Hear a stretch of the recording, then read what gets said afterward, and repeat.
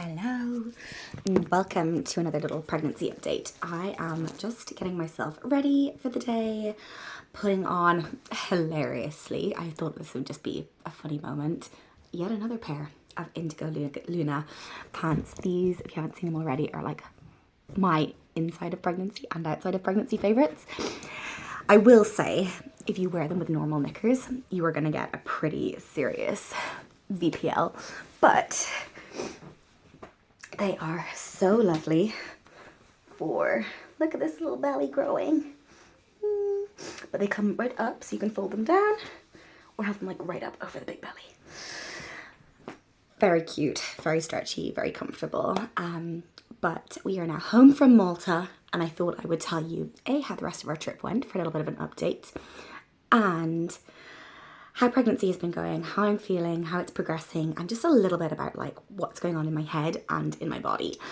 I hope to announce my pregnancy this week, and that is both wonderful and beautiful and terrifying, and I know it's going to be such a relief, and I'm also so scared to admit that it's like real, because yeah, I guess now that I feel normal, I'm like, not normal, like my energy is slowly coming back. I haven't vomited this week, and that scares me so much. Those of you who've had like pregnancy after loss know the feeling of like, okay, so if I'm not feeling these huge pregnancy symptoms, does that mean that the baby's not here? Anyhow, I'm gonna be talking about all that kind of stuff in this video, and probably doing a little like get ready with me, because today is a full day of filming, and yeah, I thought I would bring you a little bit up to date on what's going on. Several million distractions later, a little mini workout, a story for the kids, a snack plate for them, and I'm back. It's hard to be a work at home mama. One of the things I'm so happy to be home for is our water. It's so delicious, and like water, you couldn't even say it's delicious, but it really is. The water in Malta was gross, even the bottled water. And how cute are these little cups? They're like from the Picnic Folk line, which are so bougie and expensive, but these are like the cheaper version. And I got them for everyone for Christmas. Okay, so I wrote a list of things to like fill you in on, because my brain, if I thought it was bad postpartum, is bad in pregnancy. And I feel like I would forget like all of the things, or rather I do forget all of the things. This is actually what I used on top of my SPF in Malta. The Dr. Hauschka tinted face cream, sun cream in SPF, in like an SPF of 30. Now, I'm using such a small amount, it doesn't even count as an SPF, but it smells really nice. It's like, you know what the ingredients are, and it's like a tiniest little bit of a tint. It looks like it actually matches my skin tone here, but it really doesn't. So I'm just gonna blend that in. Okay, what I have written down to put in here is like we work backwards. I am solo. Okay, I'm back. This time with a little naked sad baby on my lap who's going to feed for the remainder of this video, because I think that's the only way we're going to get anything done today. Plans for the afternoon are film video after video after video, and then stop and nurse this guy to sleep for his nap. His big brother has stopped napping conveniently in my first trimester when I really could have done with a nap, but there you go.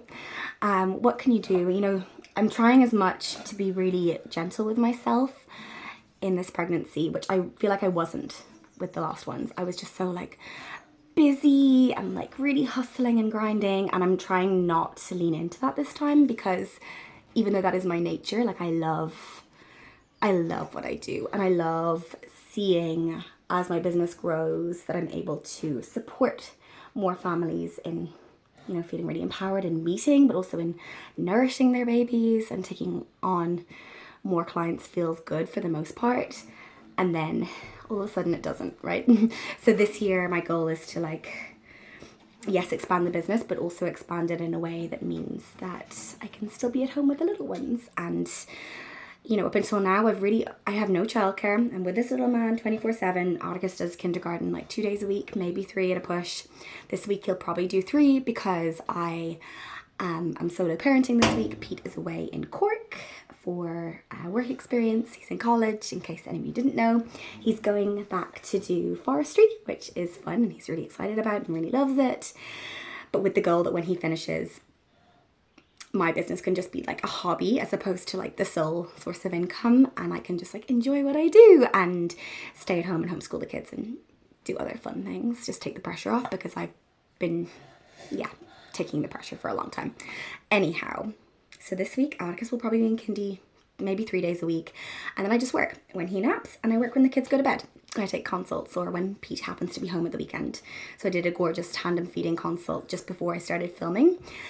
And I've got loads of like really exciting things in the works. So I'm trying to like quieten or just like rationalize that part of my brain that wants to like go and get really excited about like new things in the pipeline, and my ADHD brain has already got so many ideas. But I still haven't, I can feel my energy coming back, dare I even say that. But this little man hasn't been sleeping terribly well. Last night somebody had like an accident in the bed. So sleep hasn't been very good. I'm still on the no caffeine train, but this morning I did have a coffee because I was like, even just like for the mental, like the pretend it's going to give me energy, I needed that. But there you go.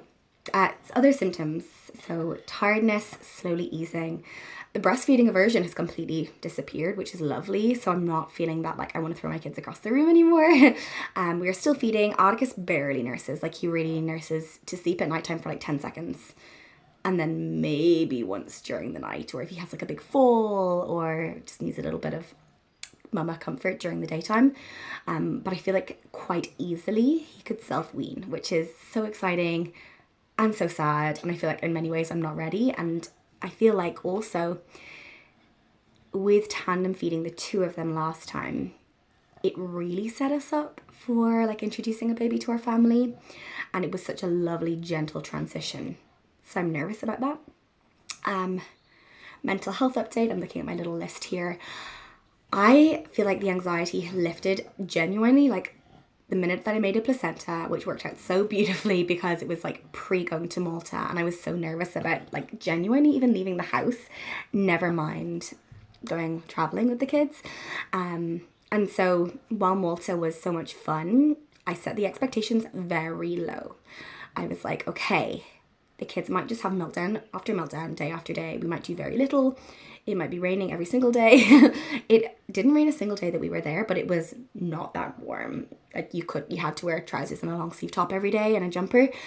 So I really like was sad about that part because I love the sunshine and just like the warmth on my bones would have felt so good. But the kids were absolute troopers. There was a lot of stairs. We did a lot of walking. Archer was napping out every single day, which he hasn't done in a long time. So either one of us would wear him in the carrier. We did so many like big cultural things on the days where we did have energy, and then just like swapped. So the alternate day would be like a down day of just like hanging out by the pool and doing very little. The food was nice. We went to this gorgeous fishing village. I'm not even going to try and say the name because I'll butcher it. But and this gorgeous like the walled capital, which was so pretty, very much like Dubrovnik, which I really liked, but it wasn't quite as not quite as beautiful, could I say. But it was overall like our first flight experience, and it was really, really lovely. You okay, darling? Uh-oh, naked baby incoming. Are you gonna sit here? That's all right. So yeah, that was really interesting. Prepping for what like my birth might look like this time. So I've already made the call for a home birth midwife who probably honestly I needed zero input last time from. It's just for me, just like that piece of paper, someone just to be there in case, having the suction and the medication there just in case. With my midwifery training, I feel a whole different sense of ease with that, and equally I have seen some scary things happen, so it's lovely to have that balance. We're planning for another home birth, but similar to last time, I'm imagining she will come just as I'm pushing. And I also have a beautiful friend coming who's going to be like our birth keeper, which is really gorgeous, our doula, which is always lovely just to have someone to hold space. And last time Pete was such a, like, can I say poor support? He was just like flapping around the place, didn't even know what to do to support me. And so, are you heading off, baby? Okay, hang on. No one needs to see any little baby booties. Cover you, cover you, cover you. Bye. See you later. Okay, so we can continue getting ready a little bit. Yeah, but Pete, I think I told the birth story. I'll have to share it on here. It was the most incredible. Like, I've had such gorgeous births. I really, really have. I couldn't have wished for them to be any other way. And Pete was very unhelpful. It just all happened really quickly. So he was like not ready for the speed at which things would take off. And so when I was like, okay, like, you know, I need you, or like I need the pool ready, or I need, you know, some counter pressure or some acupressure or something, he was just all over the place and didn't know what to do because it was happening so fast. And so he was just in the kitchen, like boiling the kettle, saying he was making tea for everybody who hadn't even arrived yet. And he is not good at a flap. He literally flaps in an emergency. So if something happens to the kids, if there's like, you know, any kind of emergent thing, he's not the person you would want. Luckily, I worked in A&E and I'm very good at an emergency. This is so beautiful. It gives like this beautiful, it's like a brick red. Thank you, Paige. From Moonrise Creek. And it's their tinted lip balm in brick red. And it is so, so lovely. So I literally do that on my lips, on my cheeks. A little bit of this tinted thing. And then some mascara. Okay, what else? Maternity update, mental health. Oh yeah, so I've booked in with the hospital as well because I do want to get my a 20-week scan. Just to see, you know, where the placenta is and any anomalies with baby to like just prepare for, make sure birthing at home is the safest option.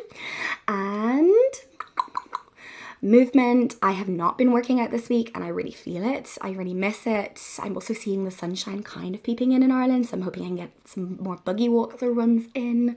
Haven't done it in ages though, so I feel like I have to build myself up to that. Solo parenting this week, Malta. What other things? Oh, pregnancy announcement. Okay, so here's the deal. I have thought so long and hard about how I would announce this pregnancy on social media because I feel like I've shared my trying to conceive journey. I have really brought you guys along on that journey, and I feel like it deserves a trigger warning because it's so hard to make a baby. It's so hard to make a baby. It's so hard to maintain a pregnancy. And that is something that we struggle with. And I feel so badly for those of you who are not quite there yet.